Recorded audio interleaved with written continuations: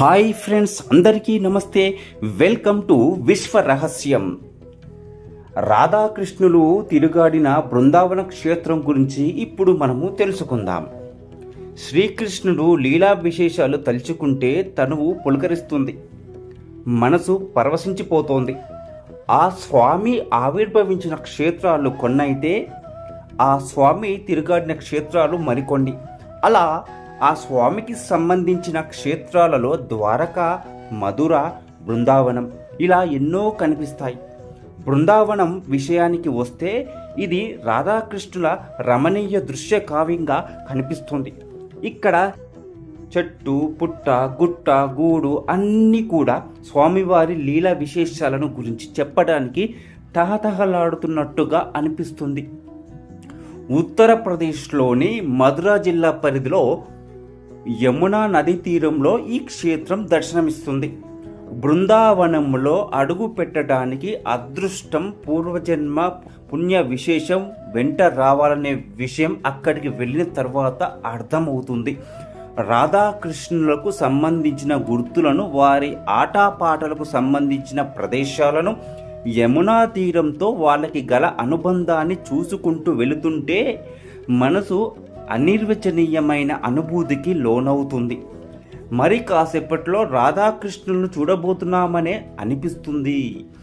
రాధారమణల ఆలయం, బడే కుంజ్, సేవా కుంజ్, బీర్ ఘాట్, కాళియఘాట్, నిధివన్, రాధాకృష్ణుల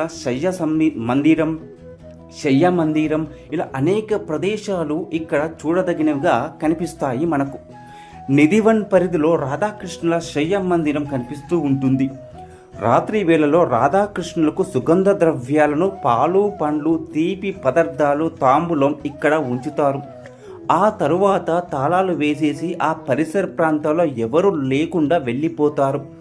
ఆ మరునాడు ఉదయం తాళాలు తీసేసి చూస్తే తీపి పదార్థాల్లో కొంత తినేసి, తాంబూలం నమిలేసి, అలంకరణ వస్తువులు పెట్టిన స్థానంలో లేకుండా కనిపిస్తాయి. ఇది విచిత్రం, ఆశ్చర్యం. ఇది ఎలా సాధ్యమనేది పరిశీలించడానికి, పరిశోధన చేయడానికి ఎవరు ఎంతగా ప్రయత్నించినా సాధ్యపడలేదు. ఇక ఎప్పటికీ నిధివన్ నుంచి రాత్రి వేళలో వేణుగానం వినిపిస్తూ ఉంటుందని చెబుతూ ఉంటారు. రాధాకృష్ణుల ఏకాంతానికి ఎవరు భంగం కలిగించడానికి ప్రయత్నం చేయరు. అసలు ఆ వనంలో ఏం జరుగుతుందో చూడాలనే ఆసక్తితో రహస్యంగా ప్రయత్నించినా వాళ్ళెవరూ ప్రాణాలతో లేరని చెబుతారు. అలాంటి సాహసాలు చేయవద్దనే హెచ్చరిక కూడా అక్కడ కనిపిస్తుంది.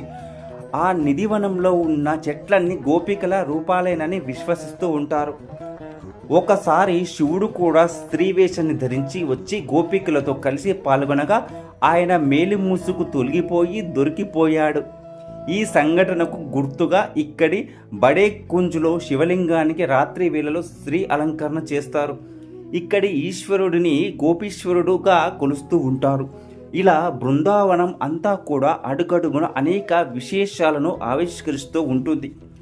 మళ్ళీ జన్మంటూ ఉంటే కృష్ణుడి కాలంలో ఆయన మిత్ర బృందంలోనే ఆయన గోపికలలో ఒకరిగానో పుట్టాలనిపిస్తుంది. దట్ ఈస్ శ్రీకృష్ణ పరమాత్మ బృందావనం గురించి మనం ఇప్పుడు తెలుసుకున్నాము. నెక్స్ట్ మరొక వీడియోతో మళ్ళీ కలుద్దాం ఫ్రెండ్స్. నమస్తే.